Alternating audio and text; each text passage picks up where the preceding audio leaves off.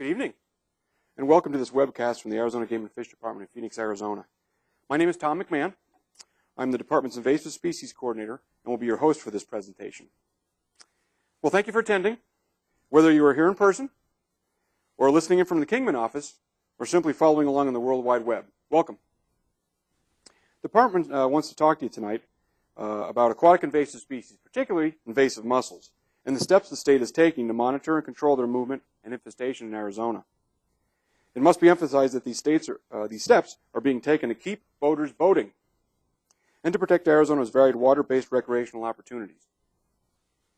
Invasive species are indeed a major threat to our state's resources and infrastructure resources and recreational opportunities.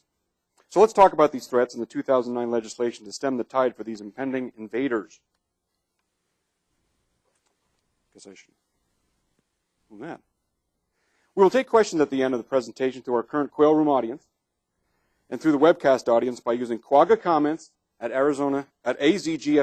And I do believe that is up there. We will be accepting comments on this presentation and future director's orders through January 25th at the same email address. But as a reminder, we will be unable to answer all questions and maybe discuss all comments and questions that may come in. So again, we have our PowerPoint presentation that's live. We'll hold questions to the end if you don't mind. And on Quagga comments at azgfd.gov. We're expecting to get those comments through January 25th. And if you'd like to see this webcast again, we'll have it on our website in the next couple days at www.azgfd.gov.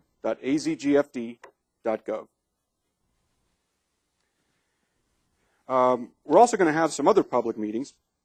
The first one there is, of course, tonight's meeting, Thursday, January 7th, and this is a webcast. The next three meetings that we're planning on having, public meetings, won't be webcast, they'll be live and in person.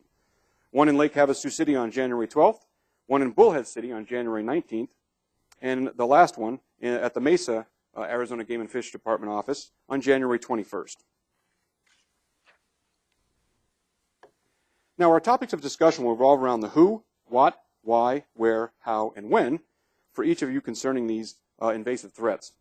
And remember, the aquatic invasive species threat is everyone's problem in the western United States. We all need to be aware and educate ourselves about these threats and what we can all do to protect our recreational opportunities and investments. So, who should care? Well, how about if you're an angler? If you take a look at the pictures on the left, those are Asian carp, whether it be a big head carp, white aimer. These are called Asian carp, and they tend to really eat you out of house and home. These flying fish have invaded many parts of the Mississippi drainage and have proven detrimental to fisheries biodiversity, the overall food web, and have actually injured boaters and skiers when they jump out of the water. As you can see from the pictures behind me, the one gentleman there is ducking very eloquently, but these can be very dangerous, these fish. In fact, some estimates put these invaders, these Asian carp, at over 90% of the overall fish biomass in some parts of the Mississippi. It's a lot of fish. One on the right, some people may have heard of this, the northern snakehead. The snakehead fish is a voracious predator that eats, well, everything, and has the ability to move across land to other water bodies. It's native to China and Korea, and they will eat sport fish of any size. So again, if you're an angler, these aren't some invaders that we want. Again, if you're an angler, the picture on the left there is actually, there's a lake there somewhere, but it's actually a small lake in northeast Texas where water hyacinth and giant salvinia have pretty much taken over. If you look at the bottom picture there with the key, that's actually New Zealand mud snails that are covering the bottom habitat. That doesn't help you much for trout fishing now, does it? And then the other picture at the top there is actually a rod and reel that's completely covered in zebra mussels. Okay, maybe angling isn't your object. You're a boater. Well, that's great.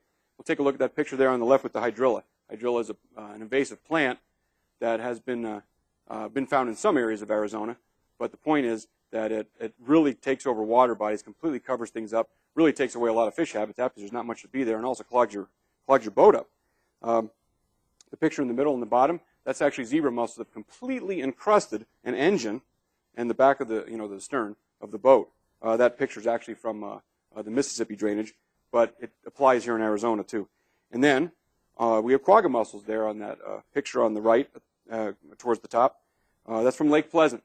The boat, and you can see the drivetrain there and the quagga mussels that have pretty much taken over that area. Okay, maybe you don't angle or boat. You get electricity in your home? Water coming into your home? Let's talk about that. You can see that PVC pipe there from California is completely occluded. How about just below that is a water intake grate from Parker Dam.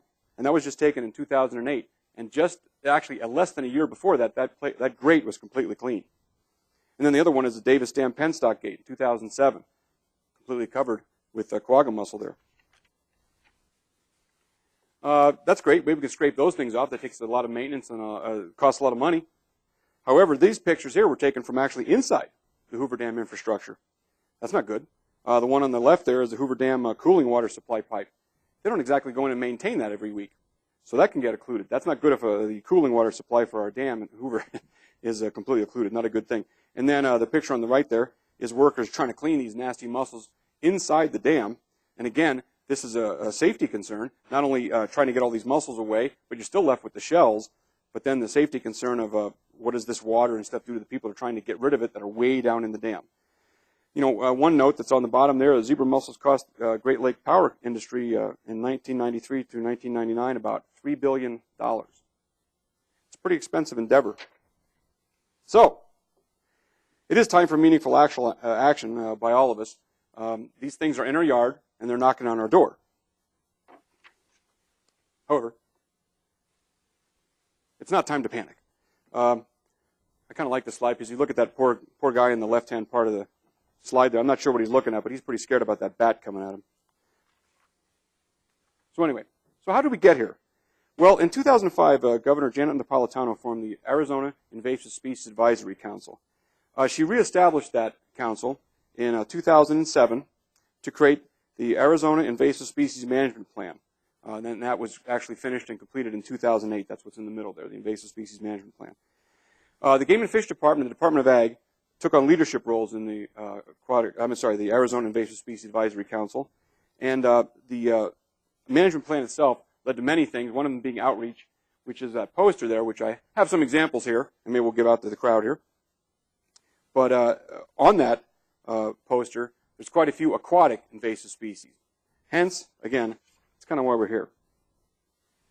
Now let's get down to the brass tacks here.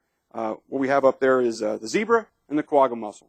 As of this date, we have not seen any zebra mussel in Arizona, but we'll keep checking. Quagga mussel are the ones that we have seen. Quagga are basically rounder in shape than a zebra mussel. Maybe a little smaller, but they are. If you've seen quagga and zebra, which are actually in front of me right here on the podium, they're kind of small anyway. But the quagga is kind of rounder in shape, and the zebra is more triangular. And actually, if you had a zebra mussel in your hand, you'd be able to sit it flat on its ventricles, on its ventral side.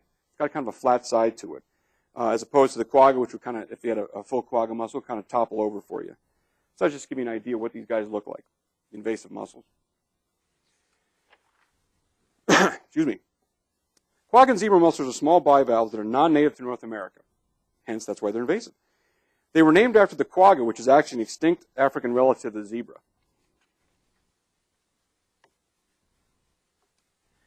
They are native to the Dnieper River drainage in Eastern Europe and most likely arrived in North America in ballast water to the Great Lakes in the late 1980s. Some of you folks have already probably seen this kind of a map, but quagga and zebra mussels have progressed across the United States and Canada for the past 30 years, most likely by recreational watercraft movement. Note the red line. That is actually called the 100th meridian. In 2006, not that long ago, there were no occurrence of invasive mussels to the west of that line. Unfortunately, in just those 3 short years, Arizona and Southern California and Nevada now have quagga mussel infestations in most major lower Colorado River reservoirs and adjacent canal systems.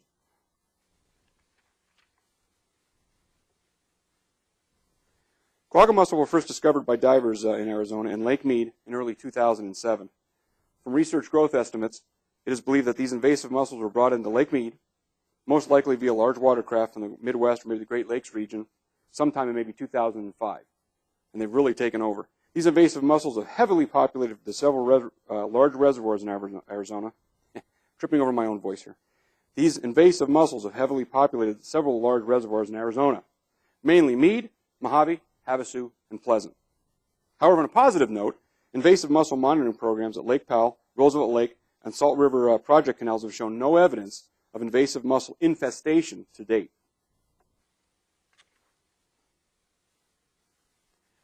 Now let's take an in-depth look at House Bill 2157, which was named the Aquatic Invasive Species Interdiction Act. In July of 2009, just 6 months ago, the Arizona legislature, with the sponsorship and backing of 7 individual Arizona legislators, passed this important legislation. It provided for a funding mechanism.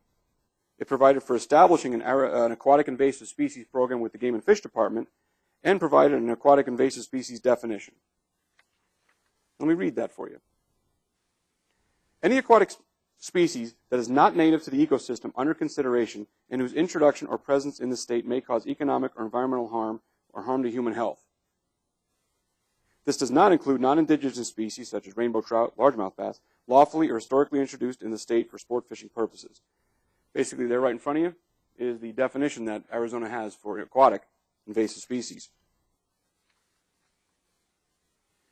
Now, this new law also provides for certain prohibitions and violations, such that it is illegal to knowingly possess, import, transport, ship, release, or plant any aquatic invasive species in this state.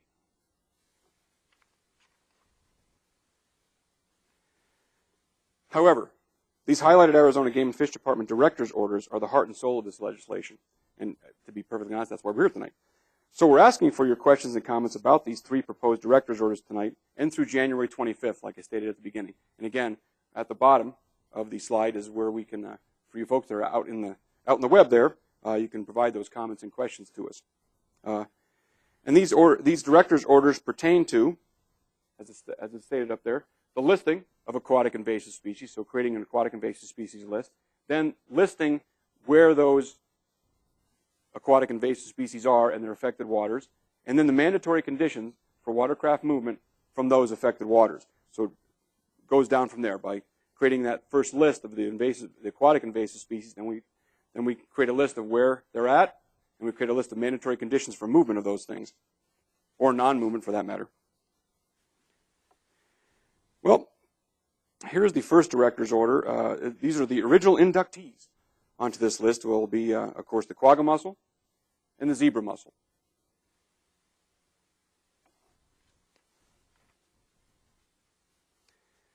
So from these 2 species comes the affected waters list, which will include, and it's not completely inclusive, Lake Mead, Lake Mojave, Lake Havasu, the lower Colorado River down to Mexico, and certainly Lake Pleasant. Then the third portion of the director's orders is the mandatory conditions for movement. And that's kind of the bottom line. The statement there, it is now unlawful to knowingly transport invasive mussels in Arizona.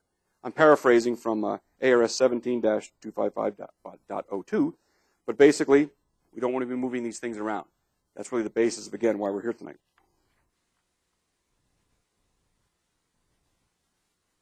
The mandatory conditions for movement of watercraft and equipment from quagga and zebra mussel affected waters have been split into 2 decontamination protocols for ease of understanding.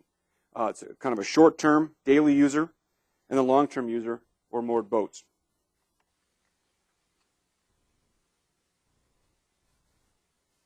Day-use vessels, boats, and other watercraft have the potential to carry live larval invasive species to other uninfected bodies of water. So to disinfect your boat, the following decontamination procedures should be taken.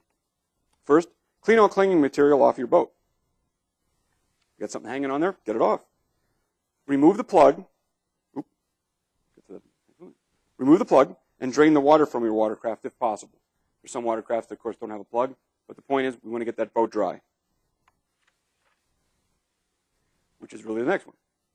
Dry your boat and engine. In addition, if you know you're using your boat in an unaffected water body, again, in less than 5 days, we have a further recommendation to stop the spread of invasive mussels and other invasive species. Disinfect your bilge area with vinegar. So, in other words, clean, drain, and dry all your equipment and then your watercraft. It also gives me kind of a chance to plug the Stop Aquatic Hitchhikers, which is the national campaign that sort of covers quagga and zebra too, but it also covers all the aquatic species. And stopping aquatic hitchhikers. Again, cleaning, draining, and drying your boat. Now, vessels, boats, and other watercraft that have been moored in listed affected waters for longer than 5 days will likely be heavily contaminated with larval mussels. Boats that have been moored longer than a few weeks or maybe in a few months will be heavily contaminated with attached adult mussels if you're in one of the affected water bodies.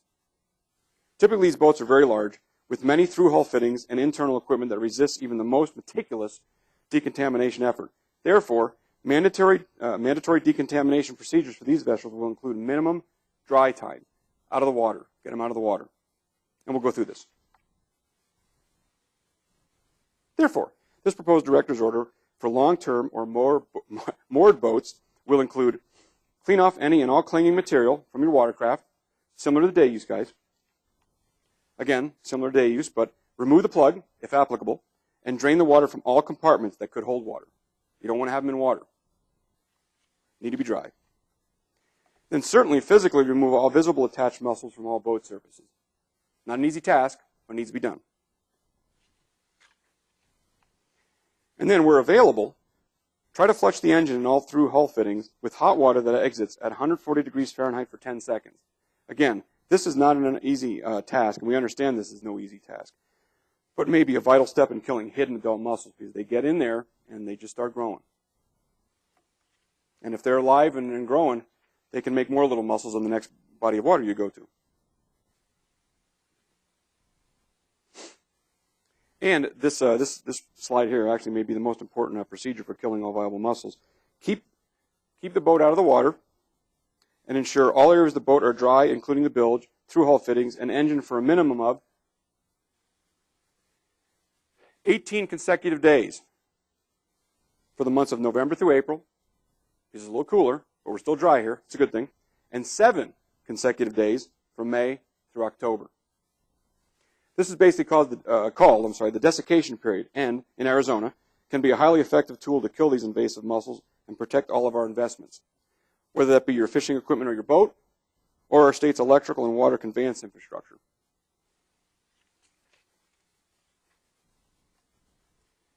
So here's kind of an ending message. These invasive mussels are just not wanted. The first picture there that popped up right away, that's a shoreline accumulation on the Great Lakes. It's just simply zebra mussel shells. They're not live, it's just the shells. The other one on the top left there that came up was a total pipe occlusion from the Midwest. No water's going to flow through that. Not sure what that system was for, but it wasn't going to have any water flowing through it. How about the third one that came up? That's on the far right. That's actually the lake bottom on Lake Mead. That's not good. Those guys cover everything up and grow on top of each other, these invasive mussels.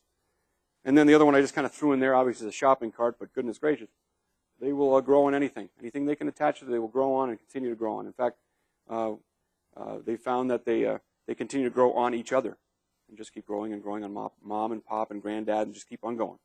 And they really can be a problem, obviously. So the message is don't move a mussel. You probably heard that before. We want to continue to use that and get the message out. And if you have any further comments, feel free to write them to, like it says at the bottom there, quaggacomments@azgfd.com. Right now, that would help. Or anytime up through Monday, January 25th. I think this might be an appropriate time to take some questions, perhaps from the audience. And again, tonight only, because we're doing a webcast, if you'd like to send those questions in, we have our computer whizzes in the back that will take those off of the email address of quaggacomments@azgfd.gov. And maybe we can answer some questions. I do have one question already, so I can start it off. And I'll try and answer these questions the best I can. But we have another question. There we go. This came from William H. It's the same question? Darn. We only have one right now. And the question really revolves around, do waterfowl transfer, it says the clams, but I'm sure they meant the mussels, from one body of water to another? Actually, that's a pretty good question, because the science has shown us that that may not exactly be the case. It seems to make sense that waterfowl may be able to get these things as they're in the water and move them to another water body. But when you look at the what that waterfowl might be moving, which would probably be a larval mussel, they're pretty tender. Again, we go back to the day users. you go in, and we certainly would like you to, if you're leaving like a Lake Pleasant or one of the other affected water bodies, clean, drain, and dry your boat. Well, that's because the appearance of possibly having some of the larval mussels attached to the boat, or maybe in some of your through hull fittings, things of that sort. But the waterfowl, we're sure they will attach. I doubt if the waterfowl or duck is sitting in the water long enough for an adult to attach to his foot or something of that sort. So again, they may have some veligers that are kind of within their feathers.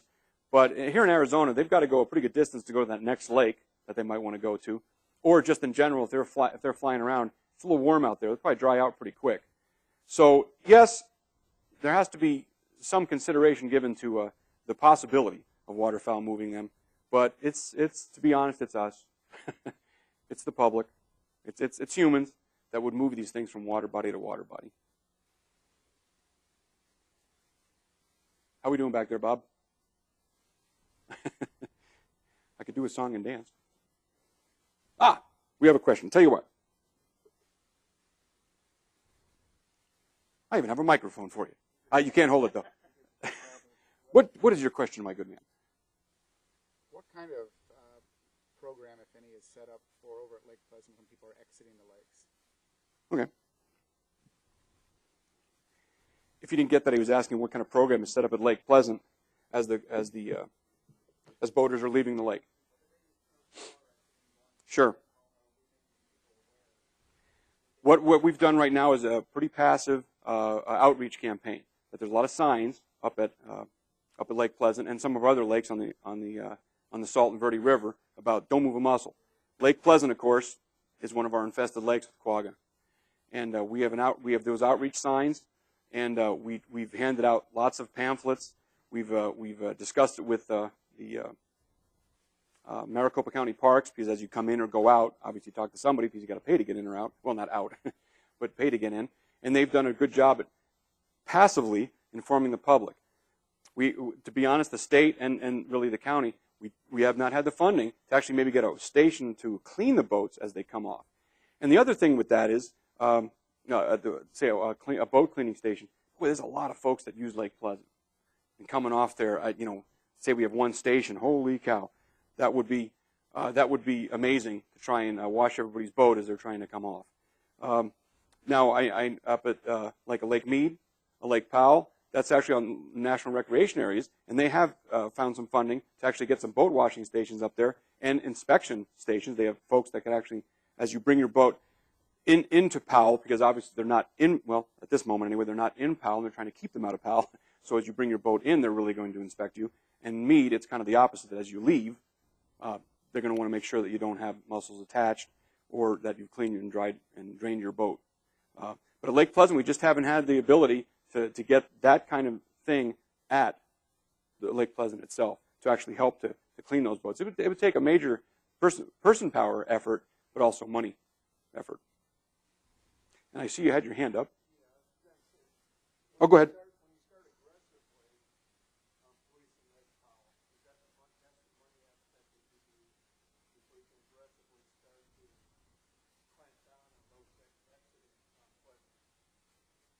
So,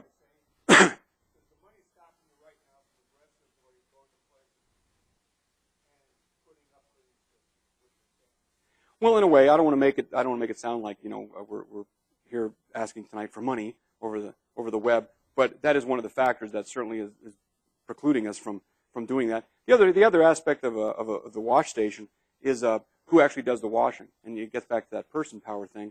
Up at Powell and Mead, the two stations that they have, they actually do an inspection first, and they may send you over there. So not everybody that comes off or is going in that has to wash their boat.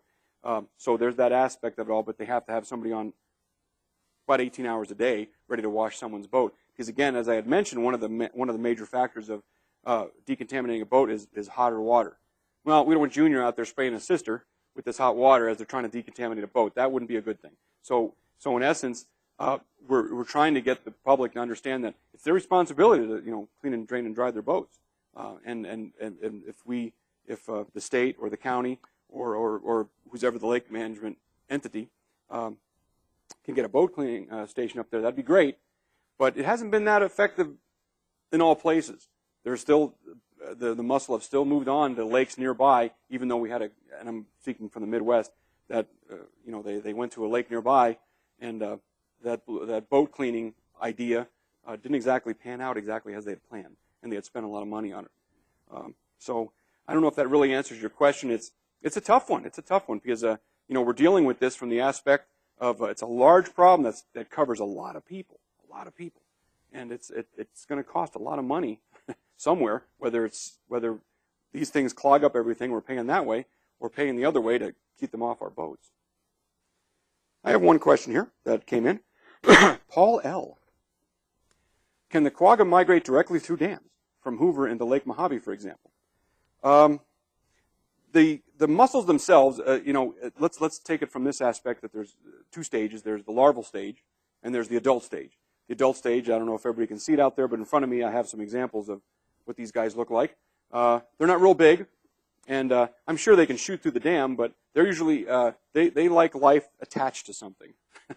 So they're not swimming around and go zipping through the dam. Now, the veligers certainly can. That's why there's that concern that there's been some DNA samples that have shown that there's possibility of some invasive mussels way high up in the Colorado River system.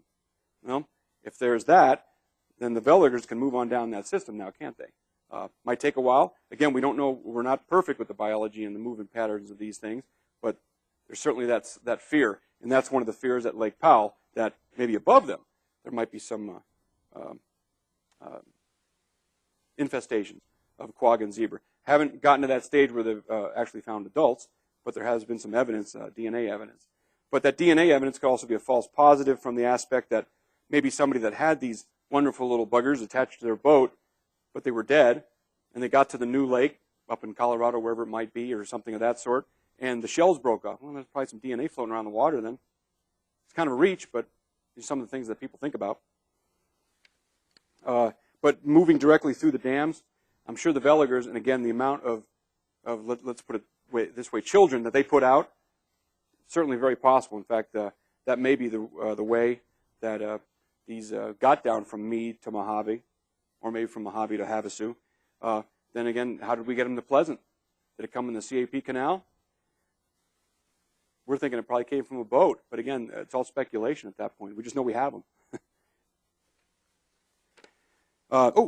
Paul asked another question. Paul L. Have there been any successful attempts to eliminate the quagga or zebra mussel from any waterways? If so, what works to deter them? We only know of one case where invasive mussels, I do believe they were zebra, and I forget which state they were, that they were actually eliminated from a water body that they were in. But this was an absolute closed system. If I'm correct, I think it was a quarry that they were able to actually eliminate the mussels. So in the big picture, no. Haven't really found that silver bullet to get rid of these things. Things that work on quagga and/or zebra mussel, certainly chlorine, some of the chemicals that we all talk about, but we all have to face the fact that that would be great. But does any one of us want to dump a whole bunch of chlorine or Clorox into Lake Mead? That's not something that the public would take very well. We may get rid of mussels, but we also get rid of everything else, and we'd have really clean water, I guess. But I don't think we want to make it into a bathtub. And so there are ways to actually get rid of these things. But remember, they're so prolific that you leave a couple behind, and whoop, they just get you right back again. In fact, that may be some of the reasons that they appear in a system, that they may have actually been in that system for years, but it was in a small concentration nobody was really finding. Then all of a sudden they took off. There is one thing that I know that some of our power companies and our dam folks, maybe I shouldn't say it that way, like the U.S. Bureau of Reclamation with Hoover Dam and some of the dams that have been affected by this, they are working with, I think it's called Pseudomonas. And it's really a soil bacteria, pretty inert, but for some reason it kills mussels. They've got it to the point where it actually can, the mussels, one of the other factors, by the way, on taking care of mussels is obviously they clam up if you try and treat them with something like a chlorine or something. So you have to continually put it on. Well, apparently with the Pseudomonas, they think it's a food source, so they take it. But again, it gets back to the point that they have to take it in larger quantities. And then even if you do kill the mussels, say we kill the adult mussels in whatever dam structure, maybe that one pipe picture I showed you, the cooling water, well, you still have the shells. What are you going to do with them? It doesn't dissolve them. It's a nasty little beast to deal with. So it's tough. So yes, there are ways to actually kill a mussel, certainly. But is there an effective way to actually eliminate them from a Lake Mead or a Havasu or up in the Great Lakes? Yikes. Not that we've been able to find. Now, I got a couple more questions here. Let's see. How about from Chris M? It seems the drying time after use in affected waters is different by temperature or season. Should the required drying time be adjusted if you live somewhere like Flagstaff or elsewhere on the rim? Excellent question. What we did with that drying time that we have proposed and put in, and hopefully put into our director's orders, is we actually took that from the 100th Meridian quarantine information. The 100th Meridian quarantine information is a web source of agencies and using the best applicable science to come up with these drying times. And yes, there's a map on there that you want to go to. And again, if you go to 100th Meridian and the quarantine times, I forget exactly the page, but if you put quarantine in on 100th Meridian, it'll take you right to it. And you can move the cursor around all over the map and show you in Maine as opposed to Arizona, as opposed to Washington or Texas. If you can get that in there, it can tell you the exact days that science is telling us that is best to dry these things. And by the way, a good thing on this question is that drying time. Drying time does not start when you actually just get your boat right out of the water. Drying time starts when it's actually dry. So just so you all know that.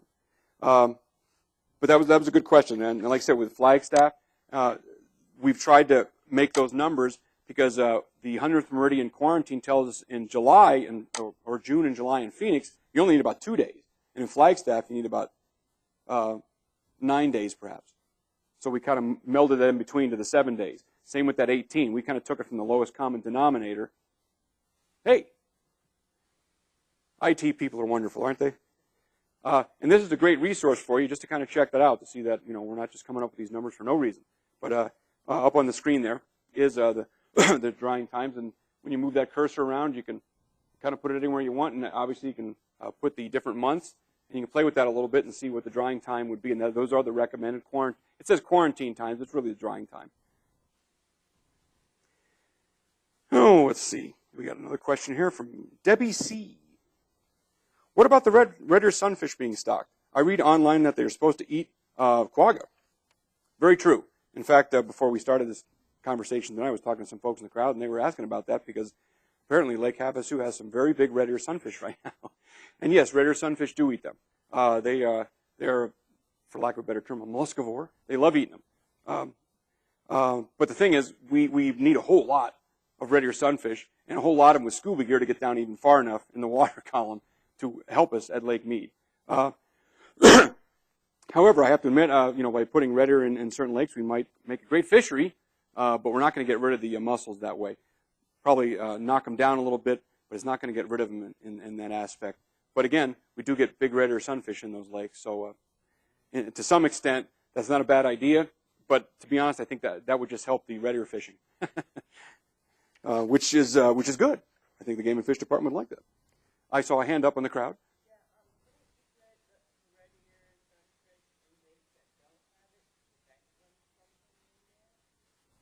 He asked if we could put red ear sunfish in the lakes that aren't the affected waters yet. And actually, there are some out there in some of the different waterways. And the thing is, the red ear sunfish certainly eat the adult mussel. Well, as we've learned, they get to this pretty quick, and by that time, Mr. Red Ear starts chawing on them. But while he's doing that, there's Ma and Pa over here making more mussels, and they wouldn't be able to keep up. And that's kind of the point, is that, yes, this might make a nice, I'm holding a bottle here with all kinds of quagga on it. They'd love munching on this for a while, but there's millions of these bottles out there covered with these quagga. So it's a good idea. It's the things we've tried to deal with, and then the Pseudomonas, the bacteria, the idea of just getting in there and scraping the things, chlorinating all these things have been certainly thought through. Just can't find that silver bullet. But again, it would make a nice red ear sunfish fishery. Steve T. sent us a question here. All my fishing is at Lake Pleasant, so what are the cleaning procedures I should follow? I do not go to any other body of water with my boat. Well, I guess I would ask Steve, when he says he doesn't go to any other body of water, does he actually take it out of the water, or does he keep his boat on Lake Pleasant? Because when he keeps it on Lake Pleasant, well, obviously for your own protection, you want to keep your boat clean, so you might take it out sometimes and clean, drain, and dry, and get that boat clean for your own protection on your motor and stuff. I'm going to presume, though, in his question, he was asking that he comes to fish at Lake Pleasant and then leaves. Again, that's a day-use boater, and the concern there is the larval mussels that might be attached to the boat. And actually, at that point, they're probably not even attached if you're just there for the day. It just may be that they may have attached to your hull a little bit, but actually maybe gotten in some of your water, in your bilge or something of that sort. Again, the clean, drain, and dry is really important for those day-use boaters like that. So again, the folks that come and use our lakes, like a Lake Pleasant or Lake Mead, which at this point look like they will be considered affected waters through director's orders. If you go there for the day, or even if you have the boat there and you spend a couple of days, you're probably not going to have an adult attached mussel. They're not just going to jump off the rocks and jump on your boat. But a good possibility of having some larval mussels. To be honest, you clean, drain, and dry, and you drive home. Even that drive home is a good drying thing for those larval mussels. The larval mussels are very tender. They're certainly not like the adult mussels, but like I said, that can clam up and pretty much hang on for a while.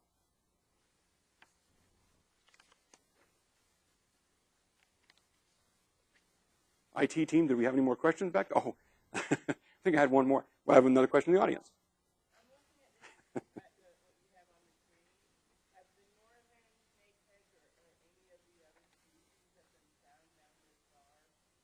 Great question.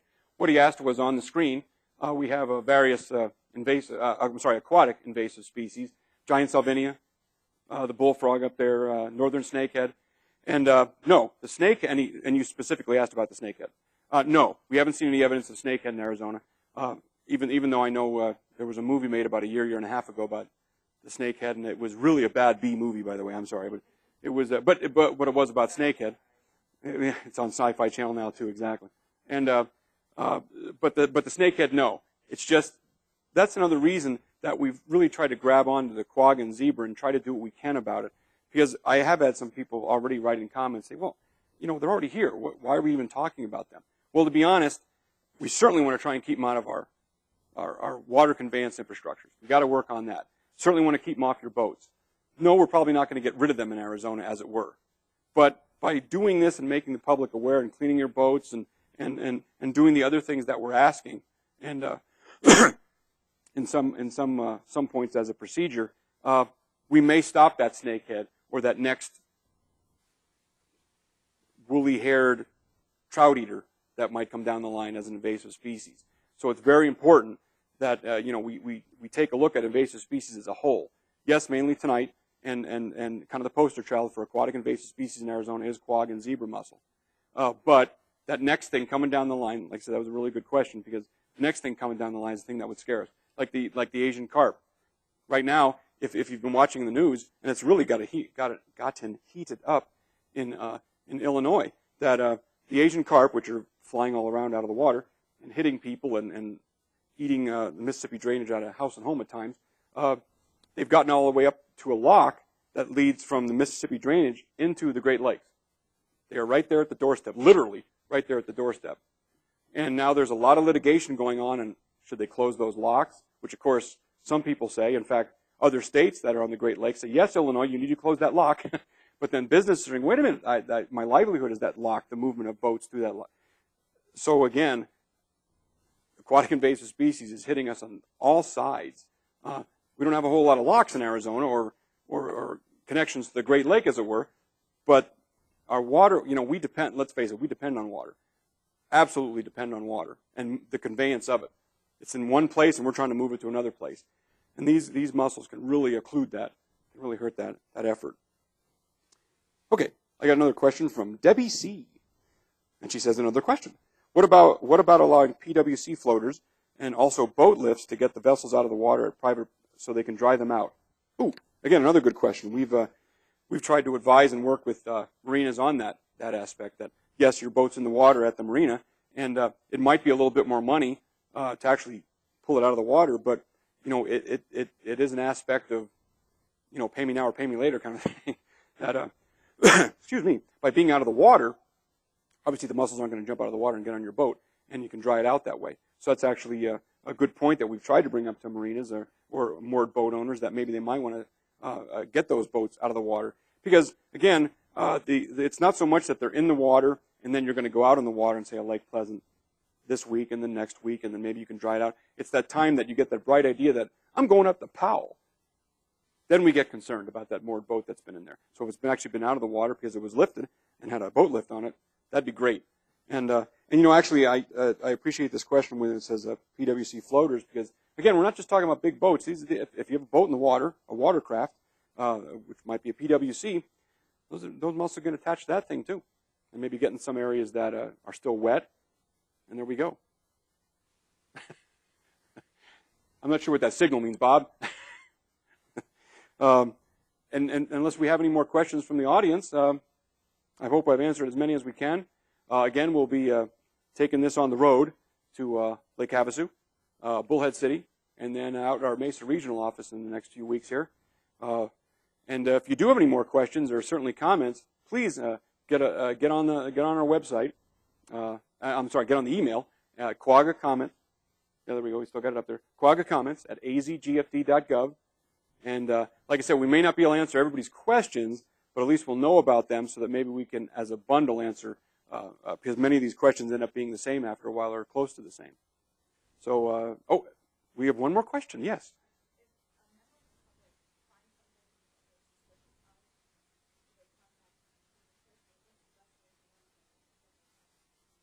Great question. The question was asked about if you know you discover, maybe you think it's a mussel or something of that sort out there, who do you contact?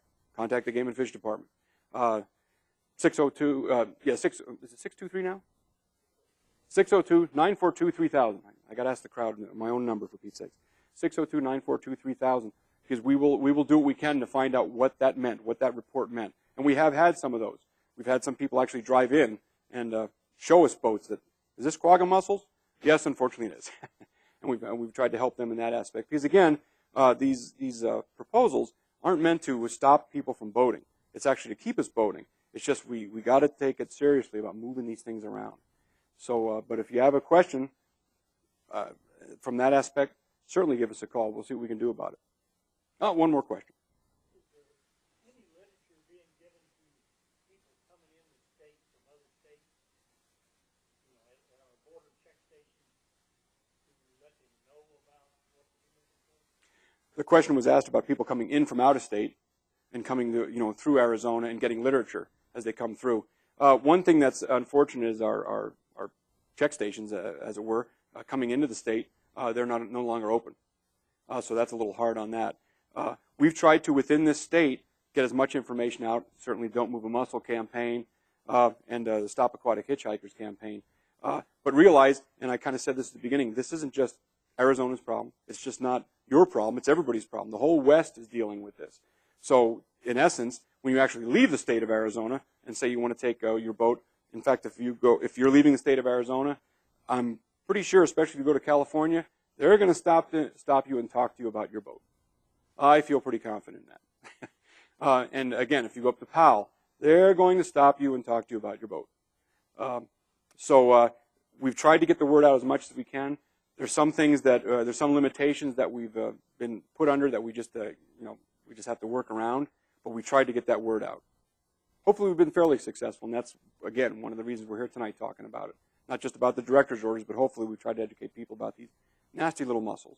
One last question. What do you got there?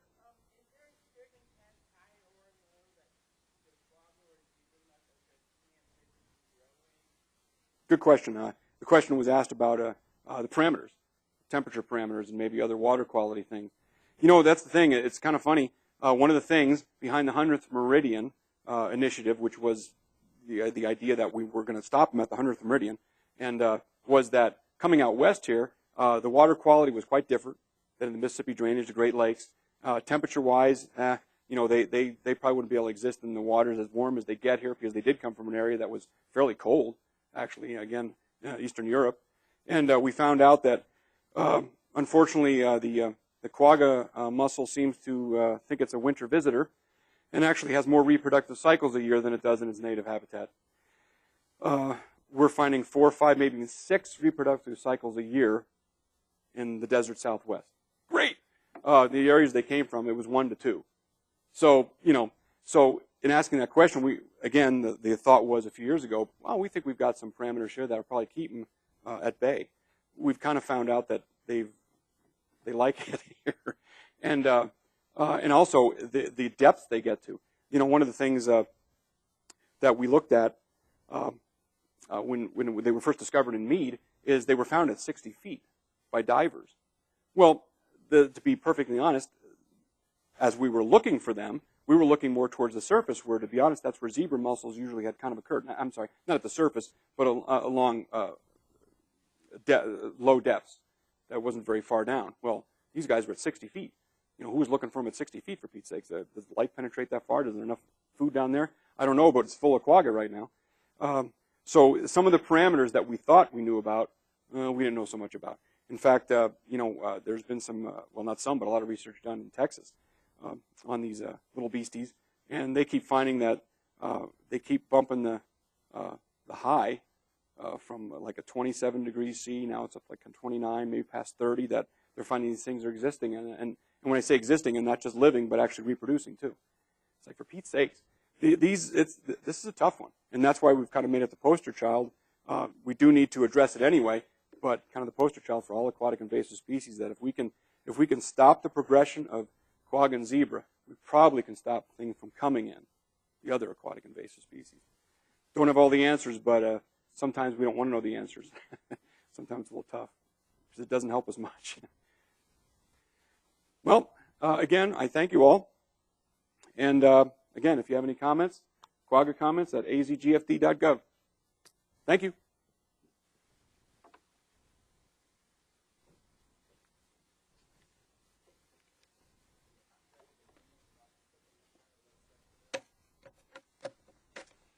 We hadn't done that. Because they could link it up very easy. They could link it up very easy.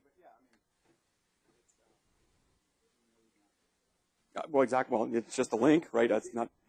Well, in the marinas, sometimes, they don't want to be known as Quagga Central, and I guess sometimes they'd rather not talk about it.